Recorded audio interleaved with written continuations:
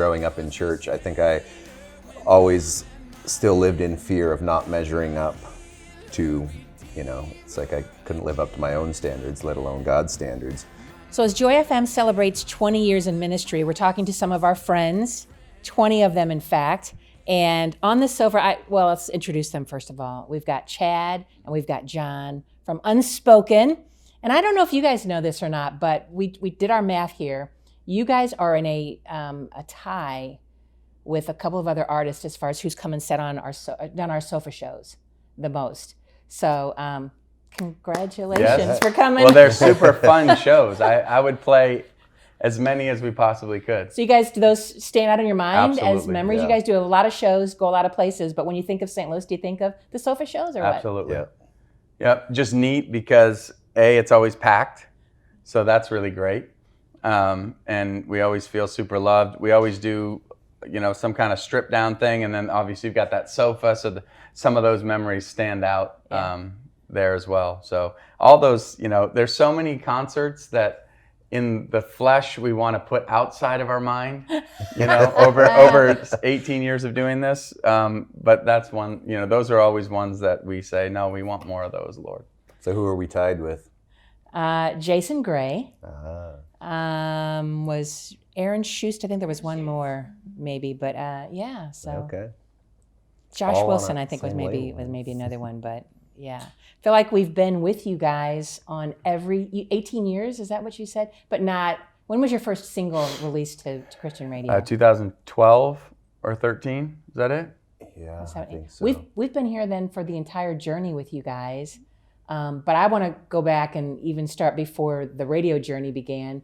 You guys knew each other, just for people who haven't heard the story. How did you guys first meet? And how long ago was that? I would say, I think... Teenagers? No, younger than that. Seriously? Yeah. John's dad is our pastor. Growing up, my parents still go to the church. All my siblings that live in Maine go to the church. And so I would say, I think when I was 10 or so, we moved from one church to another and landed there. And so I would say that's when we met or whatever. But other than maybe a few outings to, I didn't go to youth group. I always had sports and stuff like that. And other than a bunch of youth rallies and camps and things like that, we would have never really hung out at all. So I think it's crazy that kind of homeschool nerd who's good at doing all sorts, and then I'm this public high school jock. I say jock nothing lately. in common. Yeah, not a lot. And I wasn't even into music at all, so that didn't even really tie us. But when I got saved, John, you can tell just a little bit of that story. But I got saved, and then your dad. Yeah, I was in college studying music, and I remember my dad called me, and this was back in 2003, and he said, "You remember Chad?" And I was like, "Chad? Oh yeah, Chad the Antichrist, right?" That was his nickname. So, so that gives you an idea of who he was. So he acted more like the PK than you did? PKs have a bad rap. Yeah, exactly. But my dad said, well, he just got back from a missions trip to the Dominican Republic, and he brought this guitar player back with him, and they're playing music together. They started this group, and you should get together over Christmas break. So I came back up, and we hung out over Christmas. I played a show with him and the original guitar player, and the rest was history. He said, "Hey, will you quit school and come on the road with us, and we can pay you $100 a week?" And or no, maybe I think it was $30 a week. That's right. Yeah. So. He didn't quit school. It was in his last semester, but I had to ask. Yeah. So I finished. I graduated, and then bachelor's degree in music, $30 a week, and you're rolling. But we paid his cell phone bill as well, so that's true. It was too good to turn down then. The old Motorola little flip. It had Snake and Tetris on it. It was advanced. Yep. So he mentioned, and the word Antichrist or whatever, but all right, when you were 20, I want each of you in your own words to describe who were you when you were 20 years old, maybe even in contrast to today. Maybe you were the same people, I don't know, but who were you when you were 20? I think it's a good a good thought in regards to, were we the same people? I certainly was doing different things when I was 20. It was right in the middle of addiction for me. And so very lost, very trapped in that world. But I think, I've always had this heart for the Lord, thanks to be to my parents for bringing me to church and the people that invested in me all over all these years. And I always was still, felt like knew God was real. In fact, the first time I met my wife, we weren't dating, nothing. We had mutual friends. We were at a party and somebody said the Lord's name in vain. And I said, well, why can't you say Buddha or Muhammad or why Jesus? Why his name? And of course, my wife, who's very outspoken and wonderful, and was just called me right out. What are you, some Bible thumper? You're here at a party, getting high and drinking. And what is it to you? And years later, I get saved, and it was such a radical change that when I ran into my wife, who was just a friend of a friend at the time, she was like, "Whoa, what happened to you?" Started coming to a Bible study that we held, and got saved, and the rest is history from there. So I would say, trapped. If I was going to describe myself, trapped, not hopeless, but on the brink of feeling it. And just lost. I think I've got some family that's still struggling with addiction and things, and tormented is a word that I use. Because when you know of God, right, and yet also know of some realities, it's like this torment. I don't know if that's a word that I would say that would be most definitely, because even now as an adult, there's so many things that I want to change, and that can feel overwhelming and hopeless, whether it's being a better parent or just a better husband, whatever it may be, and feeling like, man, I just was telling my friend the other day, it's like I trip over the same stuff constantly, and it's so frustrating because I already know that I've been given everything I need for life and godliness. I've been given His Spirit, His power, the same power that raised Jesus from the dead, yet I trip over the same stuff. Why is this? And it's so frustrating. And so take that, and that's with me knowing God and walking with God and all of this, and then you times it by 1,000,000 in addiction and being far from God. But yes, torment and just darkness, and the desire to want to get better, but not knowing how. And I wish I had an answer other than just continue to pray and seek God, because you got parents, and we get asked this question all the time, and I don't know why. I've got friends that are still struggling, back and forth, and that's just a horrible way to live. So either way, I got a lot of compassion for that kind of stuff, and also just a lot of trust that God is going to finish the work He starts. So, John, who was the 20-year-old you? Scrawny. No. You gave the long answer. I'll give the short. Yeah, sorry about that. No, but seriously, probably insecure would be the word I would use to describe. I mean, growing up in church, I think I always still lived in fear of not measuring up to, it's like I couldn't live up to my own standards, let alone God's standards. And one of my old pastors used to say the gospel is something that we don't move on from, it's something we move deeper into. And I think I always had this idea that, okay, I've got the idea, I'm saved, the gospel, whatever. All right, let's move on to the deeper theological things. But really, the gospel was something I needed to move deeper into.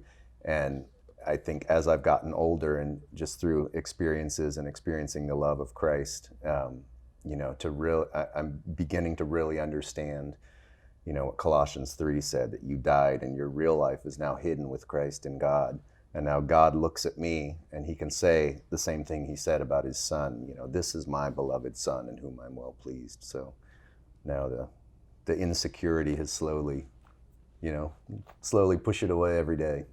I'm glad you used that word. I hear that a lot from artists when they're being really honest, And I don't know if that's a well that then allows you to be a really effective songwriter or not. He is a very effective songwriter. I think so. And is I don't know.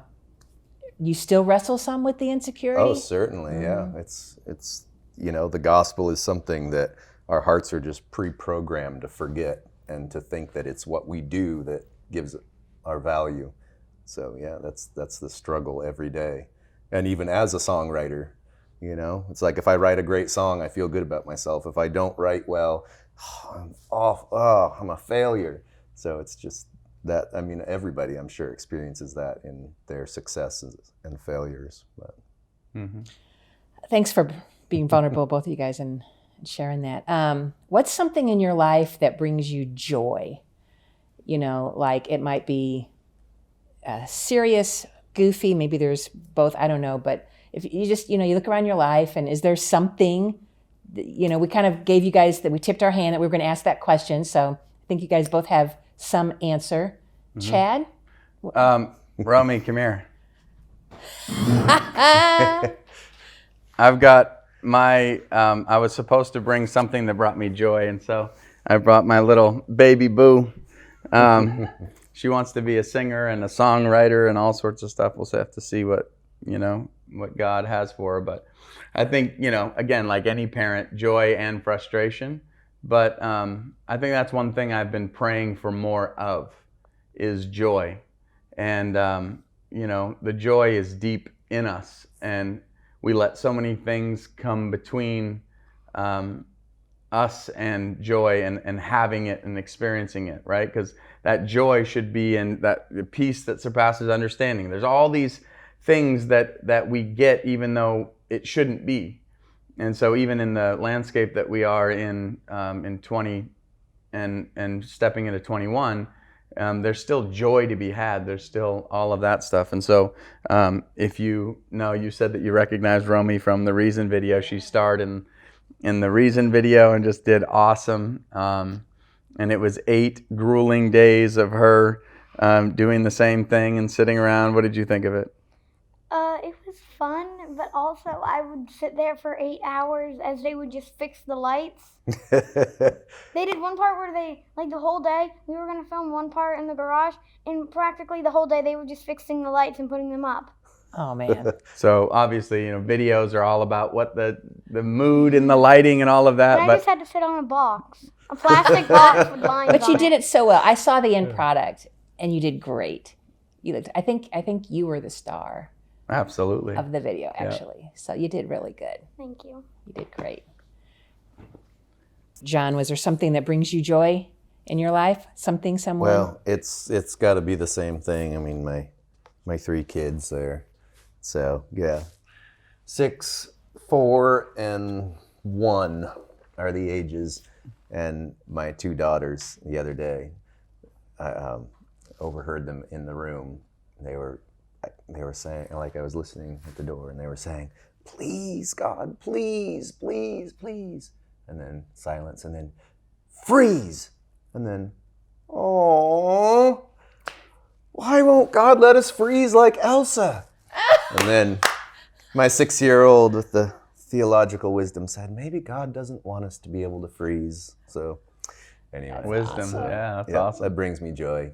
And awesome. Frustration and all the same stuff Chad said. That's good stuff. Well, 20 years of Joy FM. You guys have been good friends for so much of it. Appreciate you guys sharing some time here in Franklin. So we're kind of in your backyard here. And probably the song that is most popular in St. Louis from you guys is Start a Fire.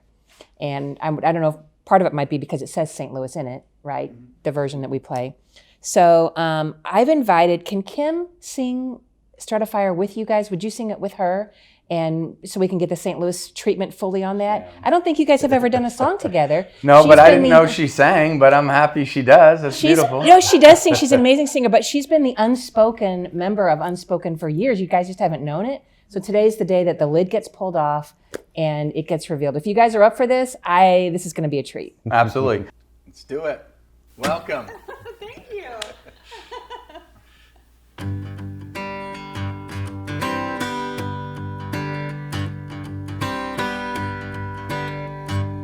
All right, here we drop it in.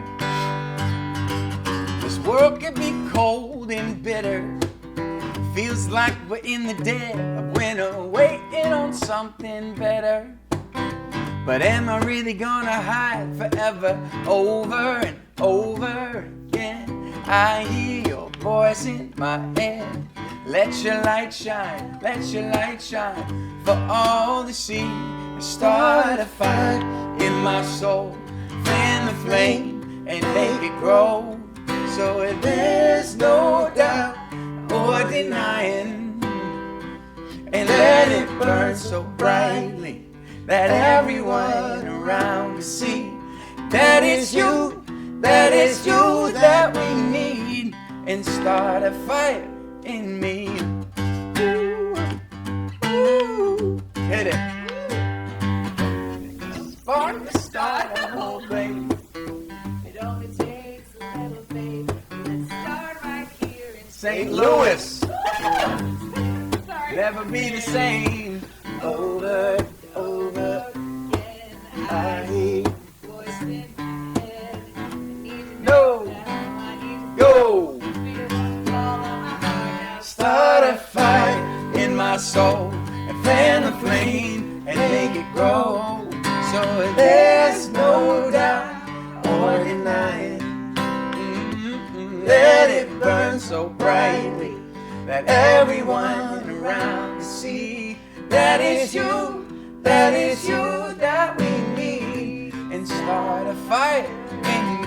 You are the fire, you are the flame, Rome. You are the light on the darkest day. We have the hope, we bear your name. Start a fire in me. You are the fire, you are the flame, you are the light on the darkest day. We have the hope, we bear your name. Carry the chorus and start a fire in my soul. Fan the flame, make it grow. So there's no doubt or denying, no. Let it burn so brightly that everyone around can see that it's you